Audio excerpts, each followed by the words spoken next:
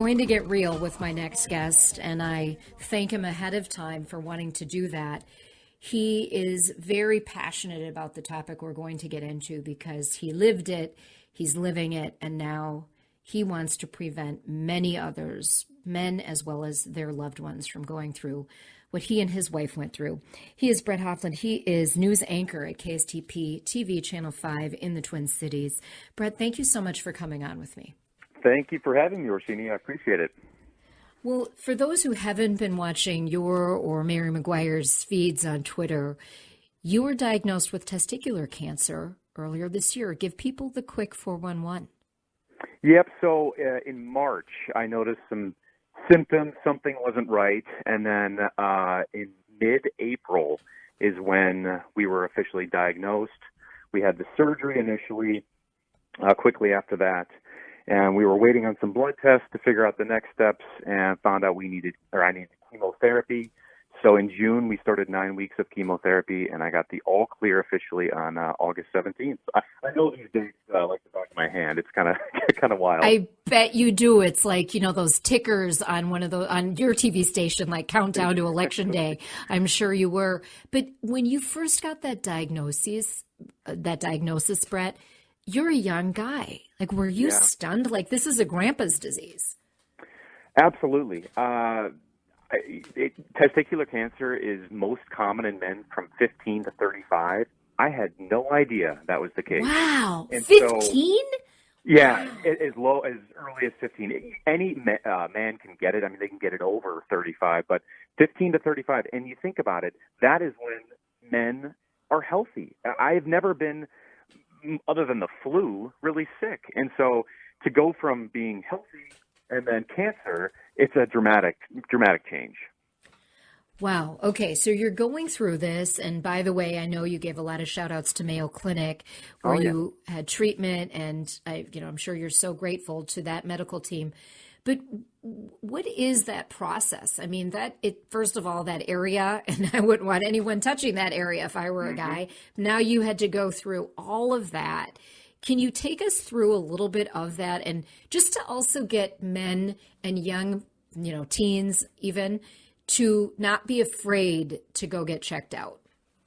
Yeah, getting checked out is something that I never even really considered. I never even checked myself monthly, which you're supposed to do. And so I think most of us are familiar with testicular cancer from Lance Armstrong's story. But the process basically is you're supposed to check yourself monthly. It's best to do it in the shower, and you just kind of feel for any abnormalities, whether there's an enlarged testicle or if there's lumps. And I noticed a massive increase in one of my testicles after my dog stepped on me in March. And so that was the warning sign for us. And so we monitored it. My doctor said, just, keep an eye on it, and it maybe is just an injury or something like that. And sure enough, that wasn't the case once we did some blood tests after I monitored it, and it did not change. So, yeah, it's just a key thing to check, and it's so easy. I mean, you just do it in the shower, and it's just a couple seconds, really. And you can really, the key is catching it early, because testicular cancer is very treatable. 99%, I think, is the number of people who survive testicular cancer if it's caught early. So it's just important to really pay attention to that part of your body. And my guess is you're so grateful for that doggo. Little Scooby, I'm telling you, he jumped on me in that area, and of course it hurts, anytime a man gets in that area. And I thought nothing of it. Pain went away. The next day, my testicle was 3 or 4 times the size. And so I don't know if it wasn't for Scooby, I don't know if we would have, if the cancer would have continued to spread to other parts of my body. We're so thankful for the little guy. And we thank him every day, and I don't understand. I'm sure he doesn't, but we like to think that he's our little savior. Absolutely. Scooby did well. He definitely did. I'm talking with Brett Hoffland. He is a cancer survivor, testicular cancer survivor. He's an anchor on Channel 5 KSTP TV in the Twin Cities. What's the prognosis, Brett? What are they telling you now? They're telling me so I got the all clear. It's a long process of making sure your blood, because you can detect the cancer through blood levels. And when we got that all clear on August 17th, that meant the chemotherapy worked. The first 2 years after is when you're most susceptible to getting it again. So I need to go to the doctor every 3 months to get those same blood tests, CT scan, to make sure that it doesn't return. And then the 2 years after that, I have to go every 6 months. And then the fifth year, I think it's once a year or something like that. So I do need checkups multiple times a year just to make sure that it doesn't return, because it can come back.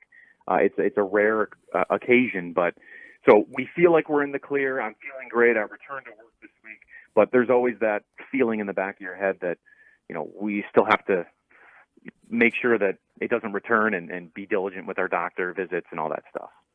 Exactly. So I guess saying in the clear isn't necessarily accurate, but at least right now you're feeling good. And as long as you stay on top of that regimen, things should be really good. He is Brett Hoffland. He is married to another newsie in town. She is Mary McGuire, formerly of WCCO TV. We have a little bit of a reveal because Mary is joining us, Brett's wife. Mary, thanks so much for being with us today. Thank you so much for having us. I saw the piece that your colleague Kevin Doran did on KSTP TV. I put it on the Roshini Rajkumar Facebook wall. I urge people to watch it. It's very compelling because Kevin does get into some of the stats and statistics that we don't have time to get into now. So I really urge all men and their loved ones to watch that. But he did such a nice job. And Mary, he also did a nice job of talking to you about, what were you thinking when you guys got this diagnosis? I mean, everything happened so fast, and obviously we were in the middle of a pandemic, so nothing really felt normal for a very long time. Obviously, a cancer diagnosis is not something that I thought we would have to deal with during our first year of marriage. So it really felt like my head was spinning for a very long time. Testicular cancer is a very aggressive cancer. Like Brett said, it is a young man's cancer, but when it is caught early, it is extremely treatable. And that's really become our mission now. We want to get the word out. Brett had a physical 2 weeks before his cancer diagnosis. His doctor checked his prostate, but they didn't do a testicular exam. And I think the onus really falls on young men to check themselves. We talk so much, especially young women, about doing breast self-exams, but we don't have that same conversation about testicular cancer.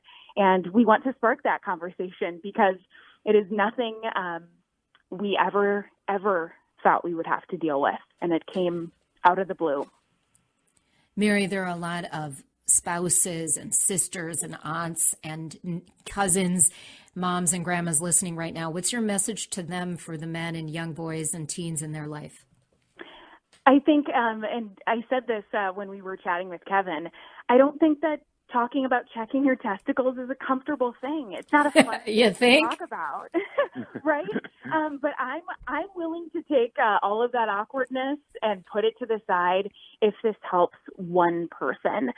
Brett discovered his testicular cancer after our dog jumped on his lap, and many men find that they have cancer through injuries.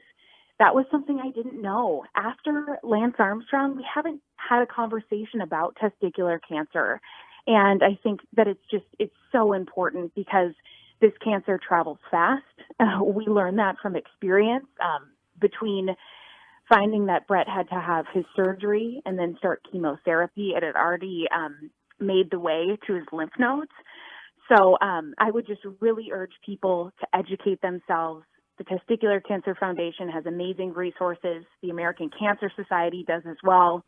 Live Strong is an organization that we have leaned on a lot.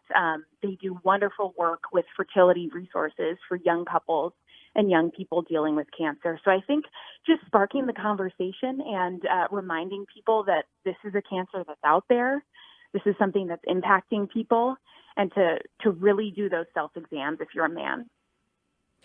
Wow. Well, my husband is currently out with our new puppy, and I guess I can say, Brett, when he gets home, we're going to have to sit down and chat Because because it's a conversation. Yeah, he's a lot older than you are, but yes, at any age this can happen. And I certainly don't mean to make light of it, but but I do try to find humor in every situation. I mean, Brett, if you and Mary can survive first year of marriage, dog jumping on the package, living through this diagnosis, living through chemo, and getting to today, I think you can pretty much do anything. I think Don't you're you right. think? It has been a heck of a year for everyone with this pandemic, but we had trips planned, all this stuff for our first year of marriage, and it's been a shock, and I think it's changed our perspective on a lot of things. But we're just so incredibly grateful to kind of be on the other side of this right now. Finishing chemo and just to be healthy. It really changes your perspective about just being healthy every day, and it's putting us. We smile just because it's a good day. We feel good. And so I think that's something that everyone can take away from it. And what do you want to say to your wife right here live on WCCO Radio? I love her so much and thank her so much for making those trips down to Mayo Clinic with me and being by my side. I probably could have driven down there the majority of the days, even though I was not feeling great. But she said, I'm taking time away from work. I am going to be right by your side. So I want to thank her for being a part of this, because I'm the one who has cancer, but that doesn't mean she didn't have to deal with it either. So she's my champion, and I thank her so much for it. And Mary McGuire, do you think, isn't that great? I know this is recorded, so you can tape that for the family. Take that for the family. Mary McGuire, will you let us know? Will you break the news on my show when you guys get pregnant? Absolutely, of course. And that is something definitely that was a big concern. So again, not a fun topic to talk about, but we did sperm bank to make sure that all of our fertility was preserved. Not something, again, that you think you're going to have to deal with right after you get married. But again, if any other couples are going through cancer at this time, Livestrong has really amazing resources, and we couldn't be more happy with the care that we received at Mayo Clinic. And I'm so proud of the way that Brett handled this and beat cancer. And I think it's really a testament to the power of positivity and the power of just having a good attitude. And it's something that we can all learn from in the middle of this really, really hard time. Absolutely. We'll certainly tell the parents first, then come on my show. Brett Hoffland, KSTP anchor. Watch him on Channel 5. Mary McGuire. You can follow them at McGuire Reports and Brett Hoffland on Twitter. Thank you so much, you two. Roshini, thank you very much. Yeah, thank you for having us. Thank you so much.